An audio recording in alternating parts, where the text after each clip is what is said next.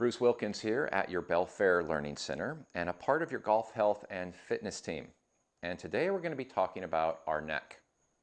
All right, in our golf swing, we're asking our neck to rotate and flex. Okay, so as a right-handed player, in our backswing, we're rotating our shoulders or our rib cage to the right, but our neck is rotating to the left. We're rotating our neck 80 degrees to the left and then asking it to flex. As we work into impact, our rib cage, our shoulders rotating to the left, however, our neck is rotating to the right and flexing. All right, so if we have a difficult time or we have some limitations that does not allow our neck to rotate left and or right 80 degrees and flex, we see some common swing faults. More often than not, we watch the player actually lose their posture. All right, so let's learn a little bit more about our neck and how we can improve its ability to rotate and flex. Hi, my name is Jess. I'm a physical therapist here at Belfair and part of your golf health and fitness team. Today we're talking about the importance of neck motion throughout your golf swing. So we know we have to be able to look down and rotate to both shoulders throughout the swing. So there's three main motions that kind of make up that full motion for the golf swing, which would be flexion, side bending, and rotation of the cervical spine, so your neck vertebrae. So for flexion, we need about 80 to 90 degrees. So if you think about looking straight down, your nose should be able to point straight down to the floor. That would get you about 90 degrees. For side bending, which would be taking your ear towards your shoulder, you need about 20 to 45 degrees for that one. Rotation is going to be taking your nose over your shoulder. You need about 90 degrees for that one. So when you put all three of those together, you're able to look down and hit your shoulder that way for both sides with the golf swing. So what type of things limit this mobility? We need to look at joint mobility itself. So you have 7 cervical vertebrae that have to each move on each other to achieve this motion. So the upper vertebrae, that's going to work more with rotation. The lower, mid to lower is going to work more flexion and side bending, so that way you can achieve the full swing there. The other issue can be flexibility. So the three main ones, the first would be your sternocleidomastoid, or SCM for short. That runs more in the front, and that helps with neck flexion and rotation to one side. So if one of those is tight, it's not going to let you go to the other side.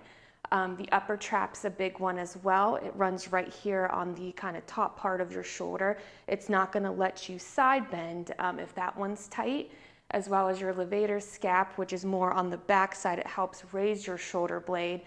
If that's tight, it's not going to let you come down and forward. Chris and Emily are going to show you some stretches to help with these, and hopefully it's helpful. Hi everyone, I'm Emily, a member of your golf health and fitness team. Today we're talking about flexion, rotation, and range of motion in the neck. So just to get it warmed up, all you have to do is look side to side, as far as you can to one side, as far as you can to the other side. You can do this a few times before you start. Then you're going to drop your chin to your chest, working that flexion. You can gently grab onto the back of your head and push that chin down a little further. Hold this for 30 seconds before taking it right back up. You can look all the way to one side, hold it there, and then put your fingers on your chin and gently push it to the side. You can hold this for 30 seconds before switching to the other side. Make sure your eyes are looking in the direction that you're stretching, and if you feel any pain, you've gone too far.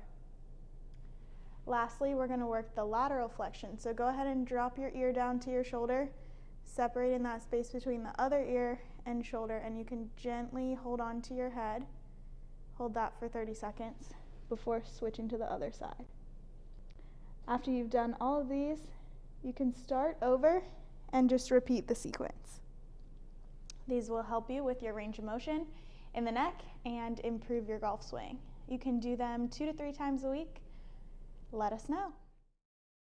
So now we've learned more about our neck and how we can improve its ability to rotate and flex.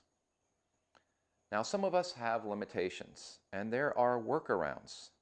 So here are 2 small examples. Let's say we have a limitation in our neck's ability to rotate to the left and flex down.